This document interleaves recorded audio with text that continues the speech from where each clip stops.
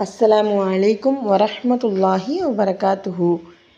பெற்றோரை பற்றி ஒரு சிறிய ஹதீஸ். அல்லாஹ்வின் தூதர் ஸல்லல்லாஹு அலைஹி வஸல்லம் அவங்க கூறுறாங்க, ரசூலுல்லாஹ் வந்து மக்கள் மத்தியில் உட்காந்துருக்கும் போது மூக்கு மண்ணை கவ்வட்டும், மூக்கு மண்ணை கவ்வட்டும், மூக்கு மண்ணை கவ்வட்டும் அப்படின்னு சொல்லி 3 முறை சொல்கிறாங்க. அப்போ தோழர்கள்லாம் கேட்குறாங்க, அல்லாஹ்வின் தூதரே நீங்கள் யாருடைய மூக்கு மண்ணை கவ்வட்டும்னு சொல்கிறீங்க அப்படின்னு சொன்னேன்னு ரசூலுல்லாஹ் சொல்கிறாங்க, அதாவது தாயோ அல்லது தந்தையோ அல்லது இருவருமே இருந்து அதாவது வயது முதிர்ந்த காலத்தில் இருப்பாங்கள்ல, அந்த நிலையில் இருக்க தாய் தந்தையரை வந்து பராமரிக்கிறது மூலியமாக கிடைக்கக்கூடிய சொர்க்கத்தோடைய வாய்ப்பை தவற விடுறான் பாருங்க, அந்த மனிதன் தான் அப்படி சொல்கிறாங்க.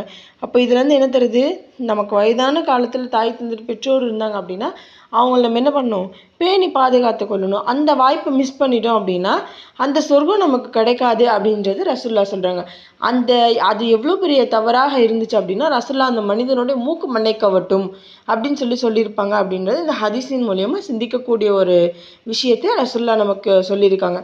அப்போது ஒரு சின்ன விஷயந்தான், நம்ம இவ்வளோ காலங்கள் வளர்ந்தது இல்லாமல் நம்மளை திரும்பவும் அல்லாஹ் வந்து ஒரு வாய்ப்பு கொடுத்துருக்கான். இத்தனை வருஷம் உங்களை வளர்த்திருக்காங்க இல்லையா, திரும்ப நீங்கள் அவங்களுக்கு எந்த அளவுக்கு பணிவிடை செய்கிறீங்க அப்படின்றத பார்க்கறதுக்காக தான் அல்லாஹ் அப்படி ஒரு சூழ்நிலை ஏற்படுத்தியிருக்கான்.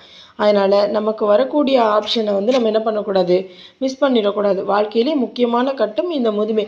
அப்படியாப்பட்ட முதுமையில் இருக்கக்கூடிய நம்மளுடைய பெற்றோர்களை பேணி பாதுகாத்து கொள்ளணும் இன்ஷா அல்லாஹ். இன்னைக்கான கேள்வி என்ன அப்படின்னா, அல்லாஹ் யாருக்கு சொர்க்கத்தை தடை செய்து விட்டான்? அஸ்ஸலாமு அலைக்கும்